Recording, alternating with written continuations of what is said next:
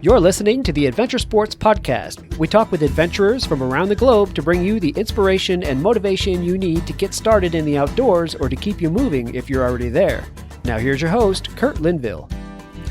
Hey friends, this is a solo episode this time. I am giving a brief review of the Kilimanjaro trip. It was an amazing, even life-impacting experience, and I'm so excited to share all the details with you. This episode is just sharing some of the highlights of the trip. There will be a future episode where I include the video and the pictures and much more of the details about what it's really like to climb Kilimanjaro, but I wanted to give you this initial account while it's still fresh on my mind. It was mind-blowing, simply mind-blowing.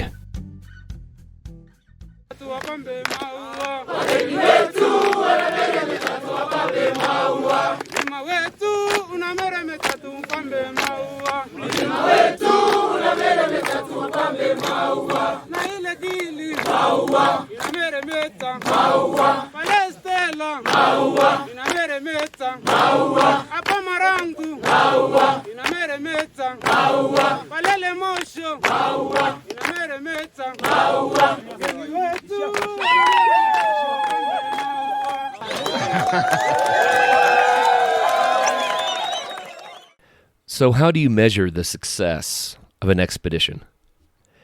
I'm back from Kilimanjaro. It's 12:57 in the morning, because I'm jet-lagged, of course. Kilimanjaro time is about 11 in the morning. I tried hard to stay up until the actual Colorado bedtime, but finally decided to take a brief nap at about 4 o'clock. 7 hours later, I woke up. I promised that I would record on the trail and try to put together the whole Kilimanjaro experience for you so that you would know what it's like to really climb Kilimanjaro, and that episode is yet future. It's going to take me some time to dig through all of the recordings and to put together an episode that begins to do Kilimanjaro justice. So I thought I would give you just brief updates today. Call it a teaser if you'd like, but I thought you might want to know what the trip in general was like. So how does one measure success of an expedition? If it's survival, well, hey, I'm here talking to you. Check that box, I succeeded. But maybe that's a little bit too broad of a brush, right? How does one measure success of an expedition? In mountain biking, we would take off on a very hard trail with a lot of techie stuff, and at first we thought we were successful because we rode the trail, just generally got through it. Later we would take the same trail, and we would say, can you do it without a dab? Meaning without putting a foot down.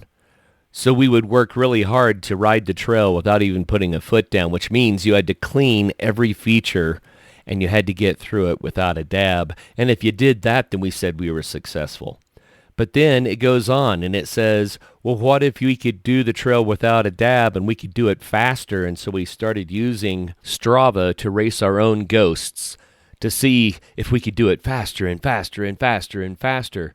And then, of course, you can get to the point of, well, what about style points? What if I take this jump and it's beautiful and I'm able to do just the right trick in the air before I land? And you see how the progression goes with mountain biking. And an expedition is kind of more general than that, right? But how do you measure the success of an expedition? I suppose there are all sorts of metrics that could be used, and I don't want to bore you with all those details, but I survived. Not only did I survive, but the entire team of 15 climbers survived. All of the porters and the guides survived. We had an amazing experience.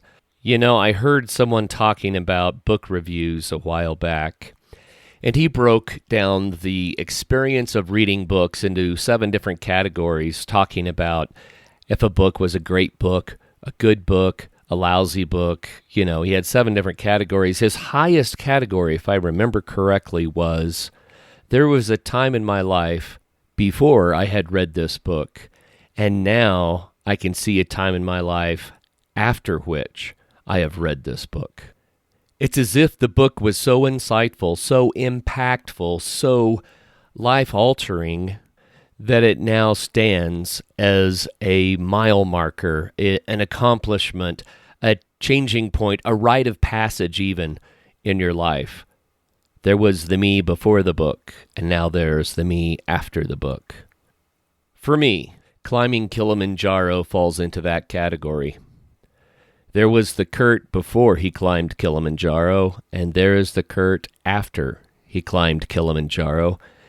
And it will take me weeks, months, maybe even years to unpack what all of that means.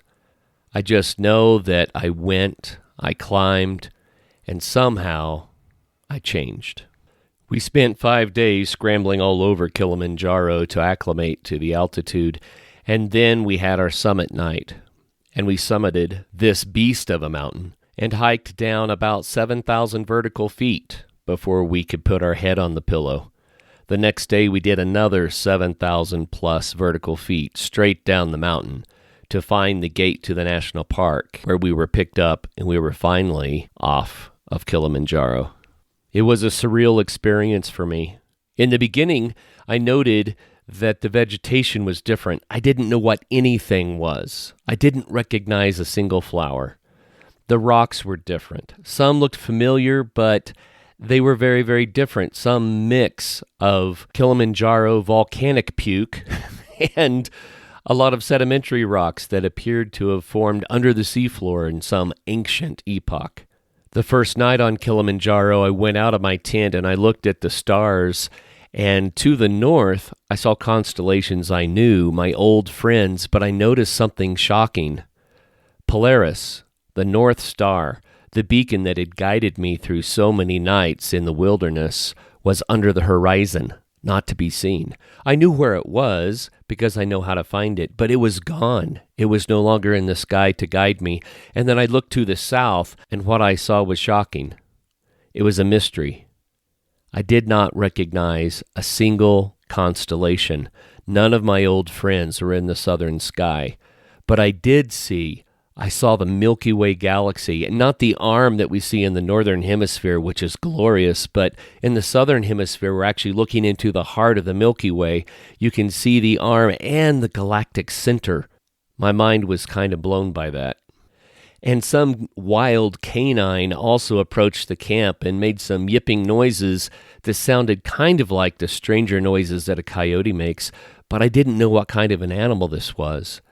And as I went outside to see if I could hear him or see him, he vanished into the night. It turns out that this was a jackal, and I'd never heard a jackal before. So the first day and the first night, I was just absorbed, just kind of overwhelmed with the foreignness of everything. I was a stranger in a land that I did not know. And there were little milestones along the way during the 5 days of acclimatization.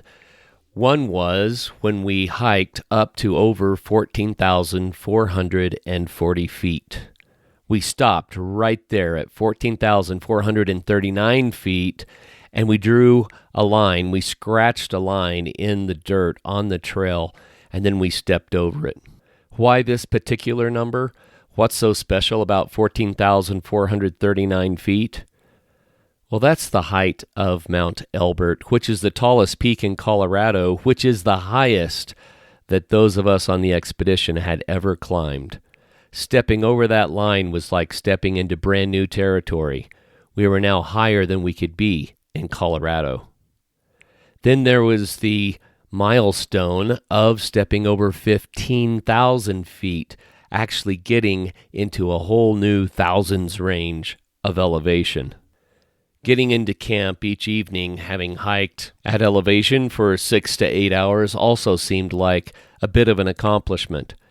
I had not spent that much time at high elevation in the past. You know, it's usually up the mountain and then down the mountain, touching into the higher elevations. But on this trip, we were spending hour after hour after hour at 13,000, 14,000, 15,000 feet. Then there were the guides and the porters, the Tanzanians who are helping us up the mountain. At first, I have to admit, I was a little bit embarrassed. I was embarrassed because they carried heavier loads than we did, and they prepared our food, and they set up our tents, and they set up our sleeping quarters. They even set up a mess hall for us, a giant tent where we could all sit together on chairs with a table while we would eat our dinner or our breakfast. And it seemed so strange to me that people were hauling a kitchen. They were hauling a restaurant up the mountain for us. And I was ashamed. I was ashamed because I had always been self-sufficient on all of my climbs, and I wondered what they were thinking about us and saying about us behind closed doors, or tent flaps, as the case may be. I thought they must be saying, "Oh, we're strong and those Westerners are so weak." But on the second day, all of the porters gathered and they sang for us, and they danced. And at first I also felt a little bit ashamed because I thought they might be putting on some sort of a fake performance to try to please these Western tourists, which made me feel like somehow we might be exploiting them. But then I began to realize how wrong I was, because the smiles on their faces and the joy in their dance was very, very authentic. They were having fun for their own sake, and they were sharing the joy of their music, the joy of their dance, the joy of the mountain with us. And I realized also, as the head guide explained, that these people had one of the best jobs in Tanzania. Carrying their gear and our gear up the mountain was something that was a coveted position, and that they were being well paid, and also that many of the porters and guides, if they weren't working on the mountain with us, they would be living on the streets in extreme poverty. So their joy was real, and I began to understand that they were more like hired employees who really loved their job. And I began to understand that climbing this mountain, Kilimanjaro, it's a team effort, and it's a partnership. It's a partnership between those local people who have trained literally for years to have the strength to climb the mountain and to carry heavier loads, and with the people that have come to climb, who don't know what to expect, and who may not be in the condition to actually get up a mountain this steep, this tall, into the air that thin. These guides and porters became our friends. During the week, we learned their names, they learned ours. We asked about their families. We learned about what it's like to live in Tanzania, and they learned more about what it's like to grow up and live in the West. It was a fascinating cultural exchange, and I grew very fond of many of the people that were helping us climb Kilimanjaro. Though I may not see them again, I consider them close friends. But I ask again, how do you measure the success of an expedition? If success requires climbing the mountain alone with no help, then we failed when we stepped on the bus that drove us up the lower steps of the mountain, because the bus helped us. If success depends on doing it alone, carrying all of your own gear and mastering the trails and the routes without any help, then we failed from the beginning because we had porters and guides that were helping us on the mountain. But if success is measured in the sense of the team effort, how we all work together to accomplish a really difficult, hard thing, then as a team, we all succeeded. A football team is not just a quarterback.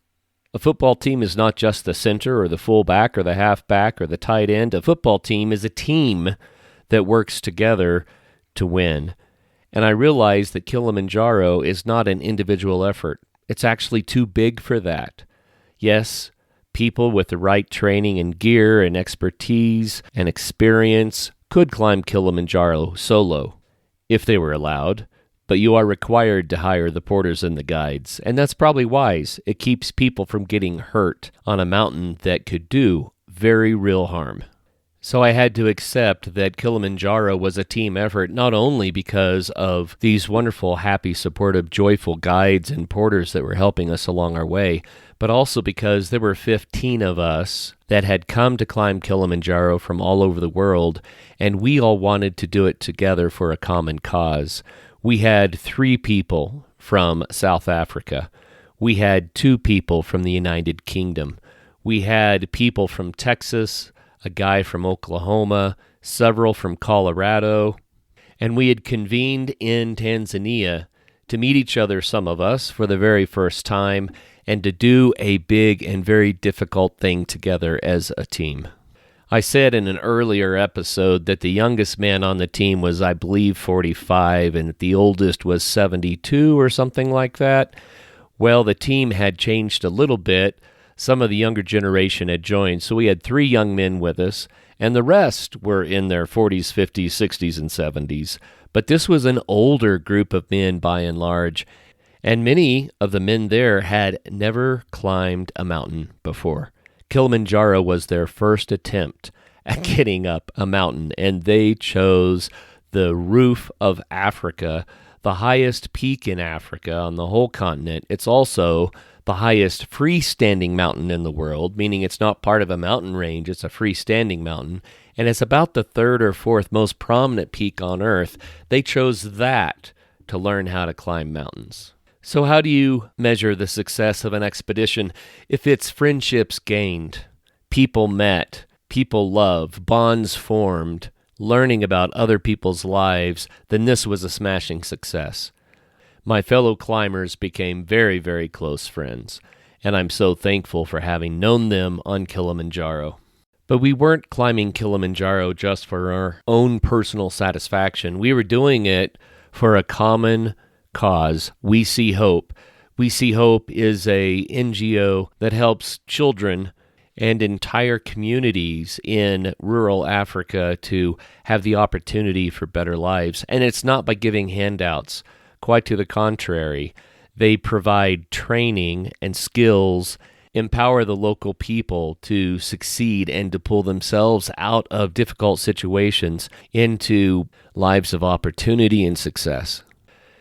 So how do we measure the success of the expedition when it comes to We See Hope and the amount of money that we had decided to raise? You may recall that we rounded up to 20,000 feet and said that each climber would attempt to raise $20,000, $1 a foot, to help the people, the children in Africa that We See Hope reaches out to all the time. And as of today, the fundraising is not over, but as of today, we have raised $158,000. That's not the $300,000 that was the goal, but $158,000 is amazing and will make a vast positive impact for children that are living without parents, for children that are living on the streets, for children that can now be nourished both in body, soul, and intellect as they get an education and they get self-worth and they get physical nourishment to fuel their success. Is that how we should measure the success of the expedition?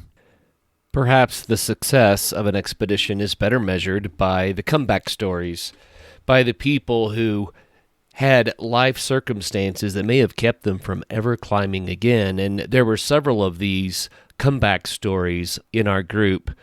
Gino had had an extreme traumatic brain injury that could have taken his life, yet he recovered from that to climb Kilimanjaro.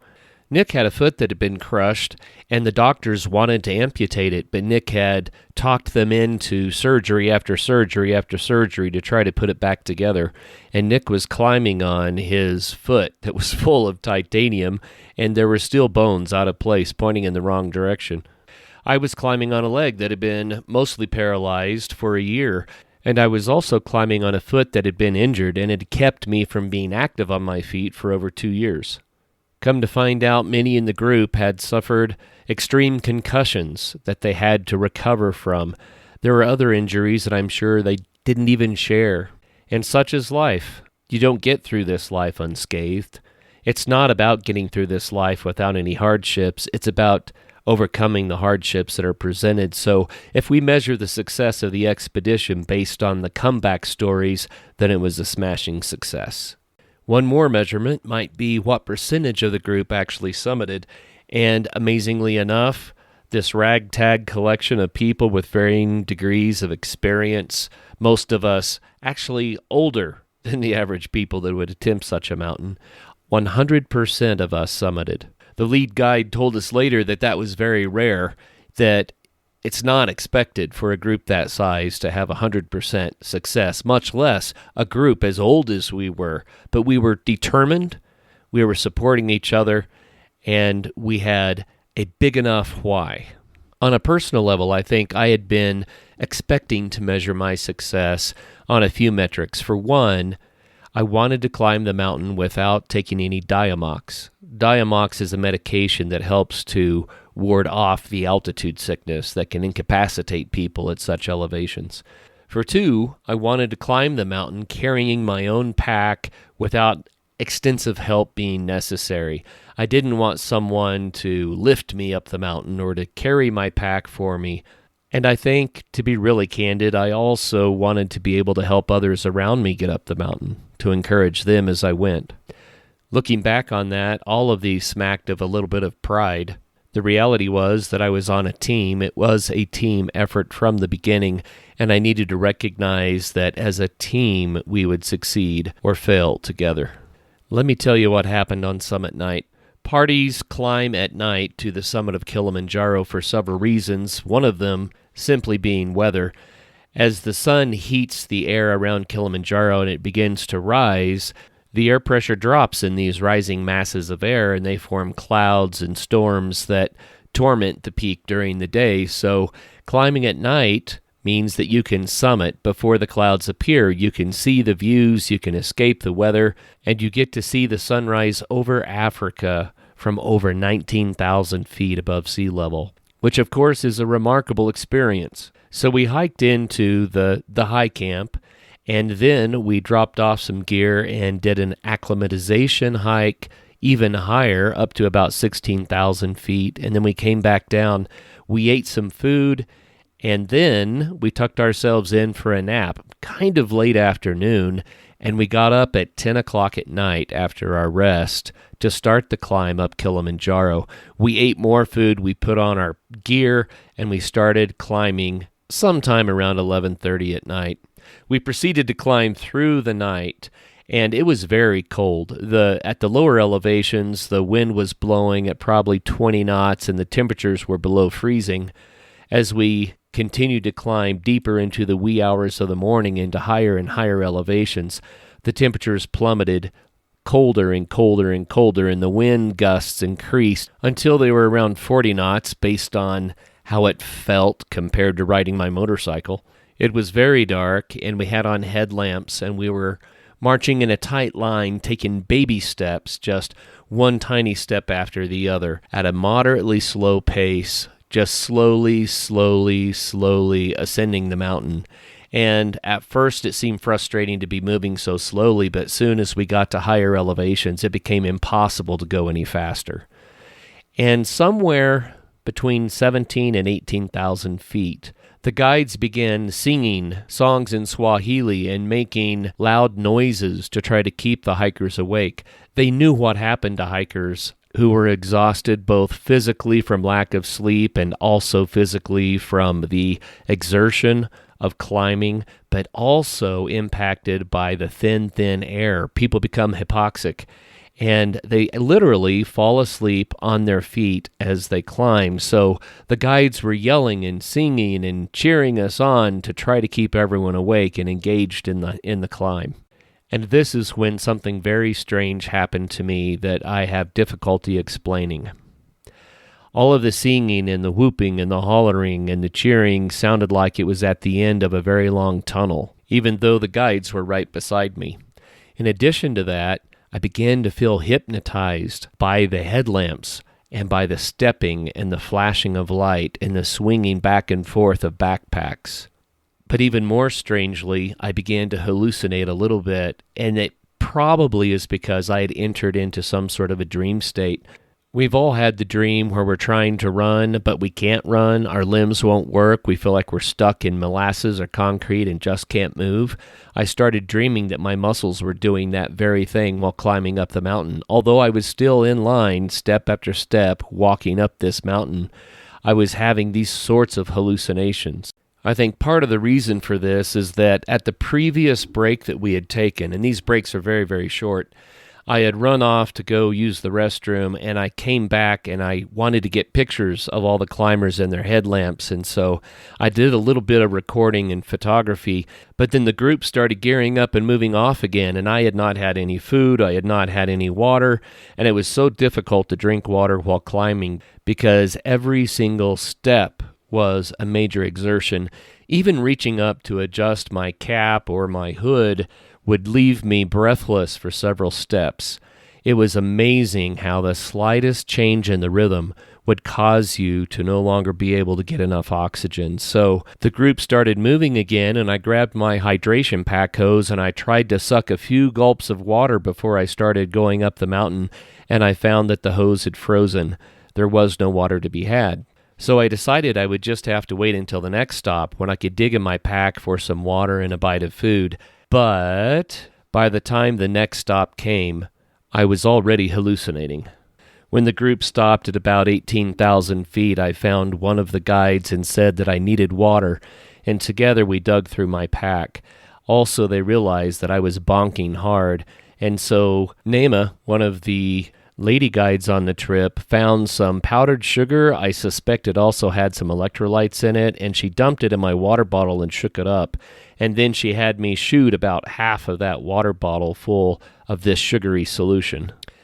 Because I knew that I had been hallucinating, I was concerned that I could be starting to have cerebral edema, swelling in the brain that can cause confusion. So I asked for some Diamox. I did not want to risk swelling in my brain that could be very, very dangerous. The lead guide asked me questions about how much Diamox I had had, which was completely zero. I'd never taken it before in my life. And when he realized that I had had no Diamox, then he gave me a dose to take. By this point, the rest of the team had their packs on and they were starting to move again, and I was trying to get my pack on in a hurry so that I could keep up and not be left behind. I took my first several steps and then found myself gasping for air. I wasn't in good form. There was no strength left in my limbs. My feet didn't want to move. I couldn't get my breath. And another one of the guides, Gamma, came to my rescue. He took my pack off of me, threw it on top of the pack that he was already carrying, and told me to start marching on. And of course, that caused us to be several steps behind our group. Other groups had intermixed with ours, and I just started trudging up the mountain, not really knowing still where I was, who I was, or what I was doing. I think I was actually still in a dream state. I found myself trying to say words out loud just so I could form words with my mouth, because that would mean I was conscious. But like trying to cry out in a dream when you can't make a sound, I also couldn't get words to form in my mouth. But several minutes later, the sugar water started to have its impact. I got a little bit more strength. I started breathing more easily, and I became slightly more alert. At 19,000 feet, we hit the shoulder of the mountain at Stella Point, and there was a bright glow in the east. The sun was about to rise, and the glow was encouraging, and I started to actually wake up. I was still behind our group, so I started marching forward a little bit more quickly, and I caught our group and actually passed our group, not really realizing what I was doing, until the lead guide told me to drop back and get back in line. It was around this time that I realized that I didn't have my pack, and so I turned around and I marched backwards down the mountain until I found Gamma, and I took my pack from him, and I said, I can carry it. I want to carry it to the summit. And so I put my pack back on and then turned around and started trying to catch my group again. And it took some while, but I did catch the group and fell back in line, and we summited together. Even though I was at the summit and the sun was rising and it was one of the most glorious experiences of my life, I couldn't believe the beauty around me, the camaraderie, people hugging and pounding on backs. There were high fives all around, huge smiles and congratulations. The wind was still frigid and blowing fiercely, and I confess that my teardrops were freezing as they trickled down my face.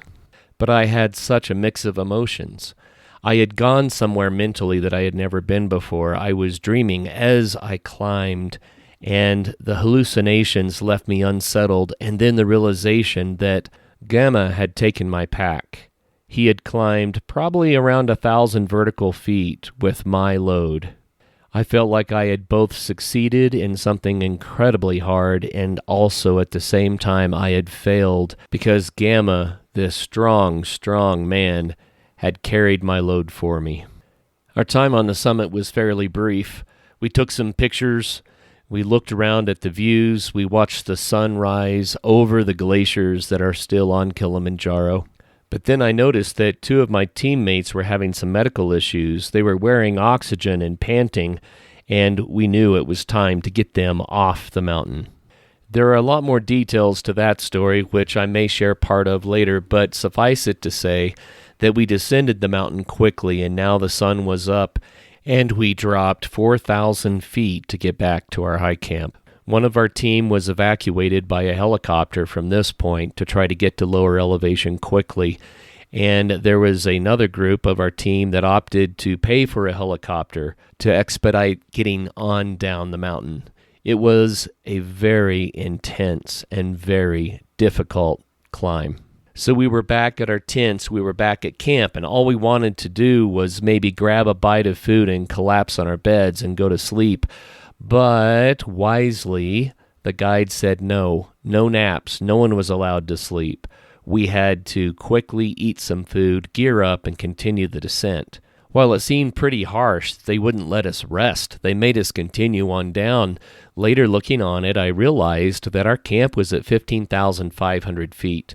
And if people had developed any cerebral edema climbing the mountain, going to sleep at that remaining high altitude could be lethal. They may never wake up. So the guides made us continue marching down the mountain another 3,000 feet. One thing that I had not mentioned before is that twice a day during the entire trip, they had taken our blood oxygen levels as well as our heart rates and recorded them. They had also recorded other medical stats about us to make sure that everyone was acclimating well and that we would be strong enough for the hike. When we finally arrived at our lower camp around 12,000 feet, then they again did the medical checks to make sure that everyone was well. Well, those of us who are still on the mountain. Finally, we got to rest. I took pictures of the distant summit before I laid down to recover because I was amazed at how far we had come from the summit. Now, 3 days later, I'm back in Colorado, and reflecting on the experience, it still seems surreal. There are many lessons I have yet to realize, one being that it was a team effort and that pride has no place on the mountain. Another is how blessed and wonderful, how grateful I am for having had the opportunity to climb this beast of a mountain, to fulfill a lifelong dream with new friends that I made, both Tanzanian and others who were in our climbing party. To be candid, I feel now that the mountain haunts me just a little bit. It haunts me to remember and to explore the experience in my memory. It calls to me to understand and to attempt to grasp what this experience really means. Everyone who climbs Kilimanjaro has a personal experience. There's no escaping that. As we discussed the experience among ourselves, the members of the expedition all had slightly different accounts, but they agreed it was the hardest thing that they had ever done. I was kind of surprised by that. Honestly, I was a little surprised because the 7 summits are tough, and some believe that Kilimanjaro might be the easiest of the 7. If Kilimanjaro is this difficult, what are the others like? And I confess, as the host of the Adventure Sports Podcast, I've interviewed a lot of people about their climbs up Everest or the 7 summits, and while I always try to be enthusiastic about what they've accomplished, the stories began to be familiar because I had heard similar stories so many times. I think until I climbed Kilimanjaro, I didn't understand the magnitude of the accomplishments. It's true that we must walk a mile in another's shoes to begin to understand their perspectives, and now I have walked that mile of Kilimanjaro, and I have a fresh appreciation for the people that have climbed bigger peaks in harder conditions. My hat is off to you, all of you who have done the hard things. There are many more details to share and stories that need to be told. I also captured a lot of video and pictures, which I'm going to put together in a recap video so you can see the experience as well as just hearing me talk about it. That will be the full episode on Kilimanjaro that I will release at some point in the future. but I wanted to give you the brief summary update this time, and even now, it took over 30 minutes to tell the brief side of the story. It was an amazing experience, but I look forward to introducing you to the team of climbers, making it possible for you to hear the music, to see the smiling faces, to meet the members of the team, to see the views from the top of Kilimanjaro. All of this is yet to come, so please stay tuned for that. But thank you today for listening in on the brief version of the story, and until the next show, get out there and have some fun.